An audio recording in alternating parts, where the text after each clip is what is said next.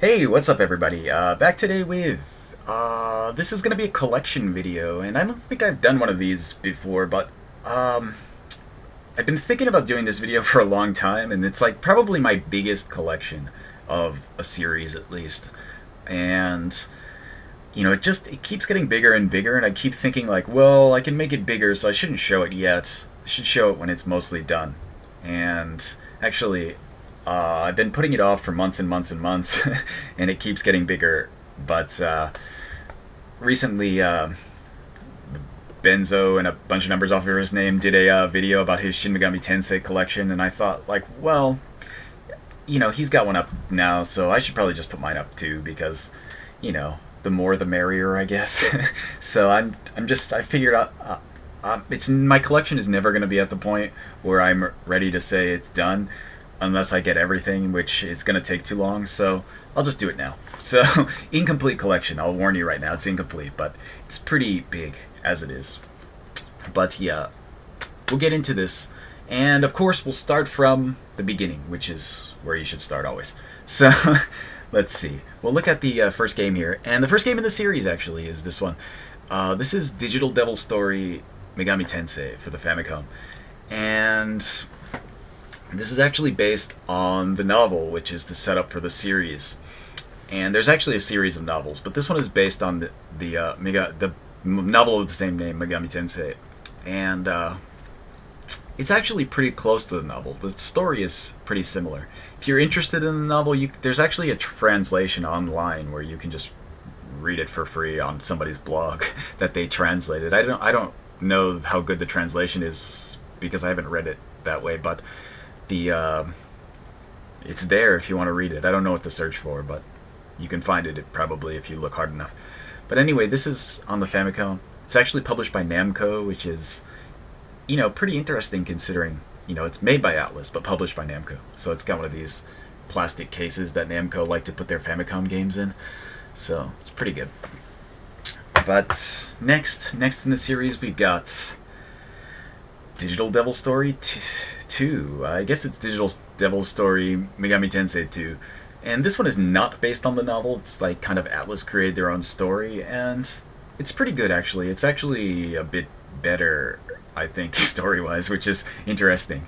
But yeah, I like this game a lot actually. It's one of those kind of, if you see the cart, it's actually bigger than a standard Famicom cart.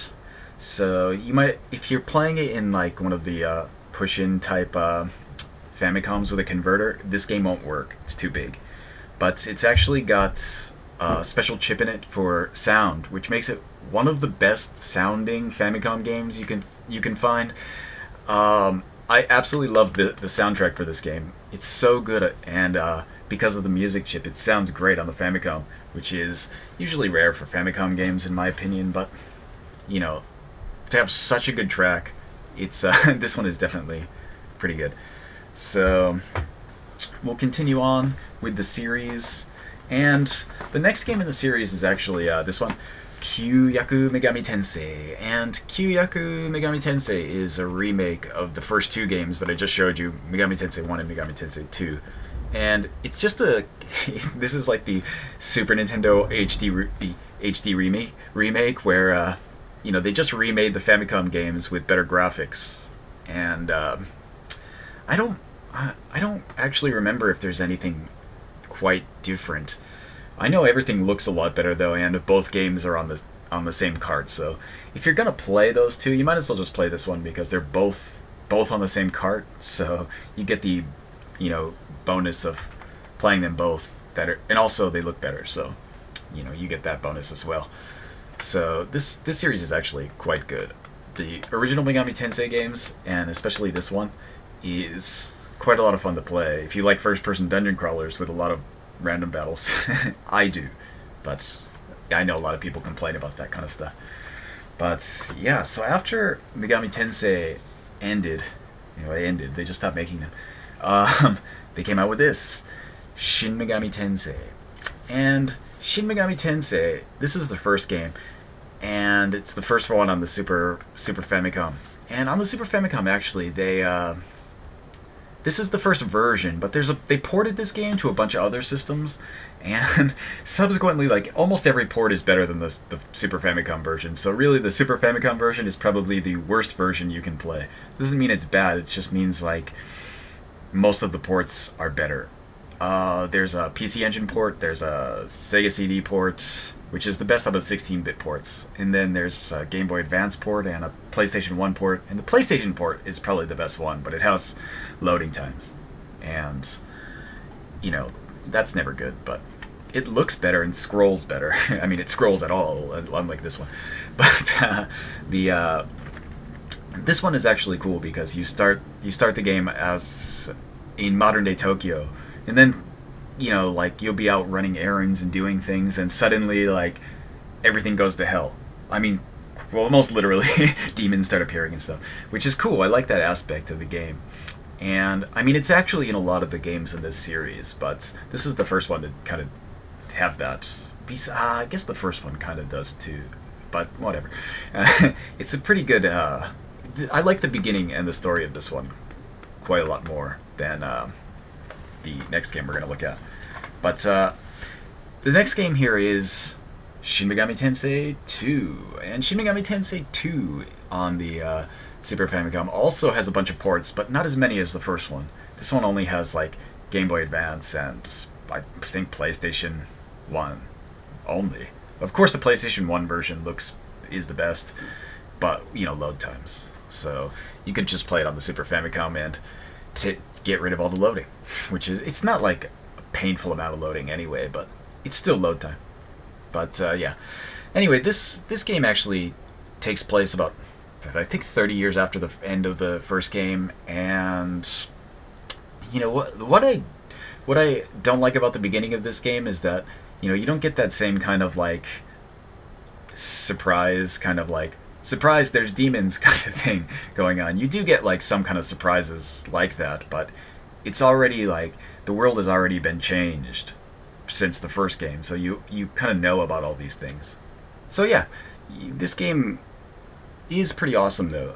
I like the first one a little bit better story-wise, but this one actually has better mechanics. Like it's more fleshed out. It's the demons look better, and generally it's a great game. You can't really explain it more than that. It's great.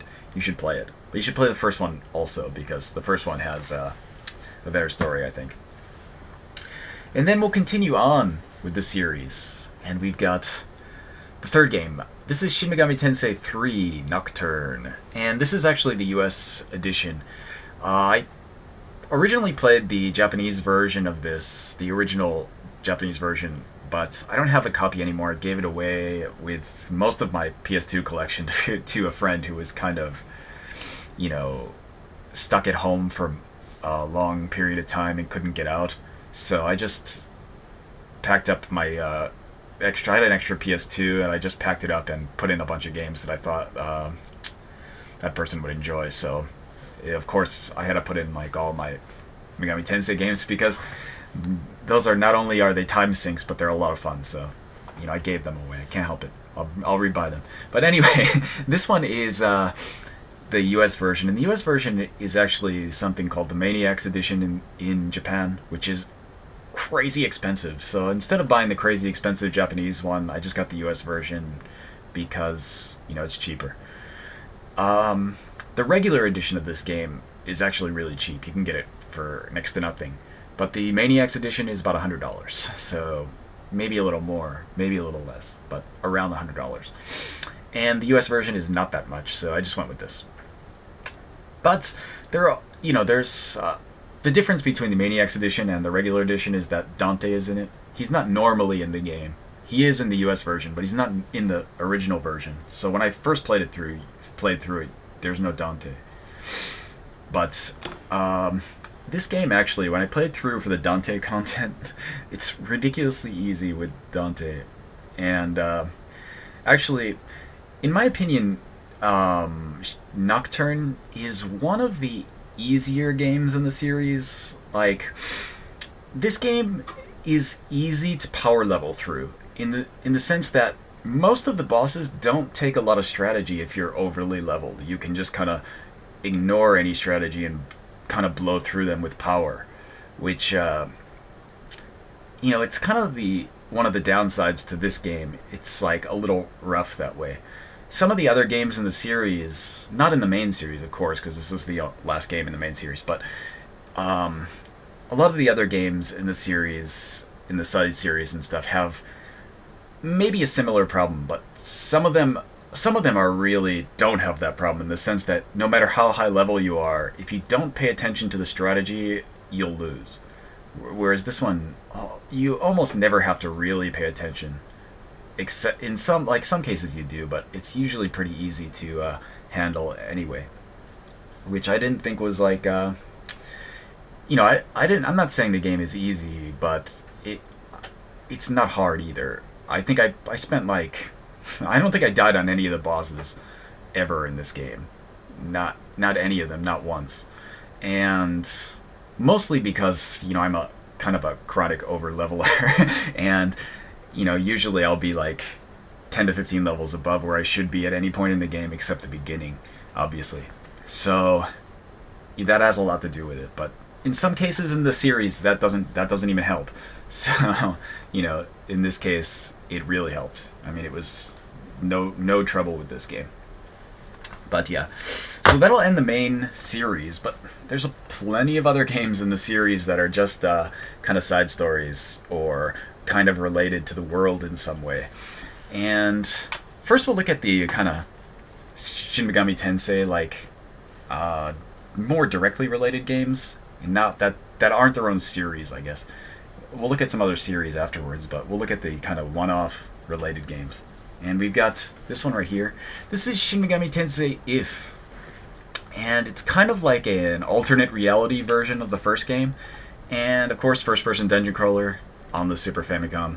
There's also a a PlayStation 1 version, which of course looks better. And there's actually a special edition of that with like a bunch of cool extras that I've been looking for, but I haven't been able to find a copy yet. But this game especially, I have I have all the 1, 2, and this on the PSN, so I can play it on my PSP. But this one especially is it's pretty interesting because it's kind of like a mix between the first game and the Persona series. And I say that because it plays like a Shin Megami Tensei game, but the setting is kind of a school setting, and all your characters are students. So it's kind of like the proto Persona before Persona, and it's like a halfway in between Persona and Shin Megami Tensei, the main series, which is not a bad thing. It's actually a pretty good game, but it's probably my it's probably my least favorite out of the Super Famicom ones, at least. Not because it's bad, but because the other two are spectacularly dark, and this one it's also dark, but it's not quite as the same level. But it's still a good game. Gameplay-wise, it's fantastic. It's the same kind of thing, and I have no complaints about that. So definitely Shin Megami Tensei If. Check that one out. And we've got a couple others here that are kind of in the main series, singular games. But we've got this one here, Shin Megami Tensei 9. And 9 is not the 9th game in the series, obviously, but has something to do with the types of alignments in the game. And this one is actually really different from any of the other games in the series in that it's not... It's an RPG, but it's like a RTS RPG. Like, if you've ever played the Shadowrun games on, I guess, the Genesis or the Super Famicom, those ones, there's the part where you go into the Matrix, which is the kind of computer hacking world.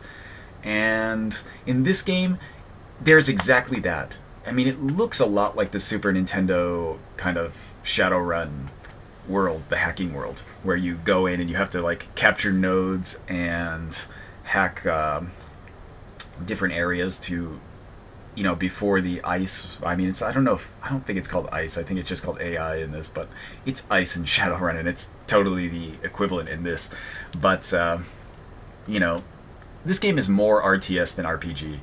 But, of course, there's an RPG overworld, and you run around and talk to people, and there's quests and missions. It's an RPG with RTS elements. I mean, there's actually fighting, too. You actually do have to fight like one-on-one third-person battles, but they're I don't think you can actually control the characters menu-wise. You can only tell them like the pace of the action. You know, like in Persona, where you just tell your characters like you should be attacking, you should be healing, you should be using magic, blah blah blah. It's like that in this, except you can't ever like stop them from doing that. You don't have even your main character is like that. I mean, that might put some people off, but I didn't find myself put off by it. This game actually looks spectacular. It looks great. It's probably the best looking last gen, not Persona, Shin Megami Tensei game. It it it's graphically really nice looking. Like you'll see lots of demons running around, and they're all computer programs, so they kind of are attached to people, and everybody walks around with their kind of demon attached, which is cool. The story's a little, the story is more related to the actual Shin Megami Tensei games than something like Persona is also, which is cool. I mean, you get everyone living in these kind of like bunkers like in the first two games, but I'm not going to go into the story too much. But anyway, this is actually like a fun game, but it's a lot different than what you'd expect, especially considering all the other games in the series. There's nothing like this one, and they never made anything like it again because it sold so poorly. But because it was a Japanese only release on the original Xbox, it sold nothing in Japan. bad idea, I guess. But then we also have this little puppy here. This is Shin Megami Tensei Strange Journey on the DS, and I don't know what to say about this. It's probably the best game on the DS. I can't really think of a better game. I couldn't think of a game that I would recommend more than this on the DS. I can think of a few that I would recommend, but not more than this. So if you don't have a DS, which is pretty much nobody at this point, but if you don't have a DS or you only have a 3DS, and if you have a DS and don't have this game, buy it now. I don't think it's that expensive. I think you can still buy new copies. So get on it. It's such a great game. It's back to the standard first-person dungeon crawler setup from the original games, which I love. And it's got a lot of kind of strategy. You have to really think about everything when you play it. There's a cool story. Great like use of demons, great use of characters. You get to like easily figure out which route you're going on. It's quite good. There's lots of extra content. If you play through the game a second time, there's plenty of extra things to do. I can't really talk about this game enough. It's so good. So this is actually the I don't know what version it is. Maybe it's the European version, if there is such a thing. It's the writing on it is in English and French. I bought it from Play Asia because it was much cheaper than buying a used copy without the soundtrack in Japan. So I just got the English version because I wanted the soundtrack, which is also spectacular on this game. Probably the only soundtrack I really, really love on the DS. Like usually when I play the DS, I don't even use the sound for most stuff, but with this game I kept the sound on almost all the time, except when I was on the train. But yeah, Shin Megami Tensei Strange Journey. Definitely play this if you have a chance. So yeah, that'll wrap up the main series. So let's look at some more stuff in the series, some of these side series, which there are plentiful amounts of. So let's look at those.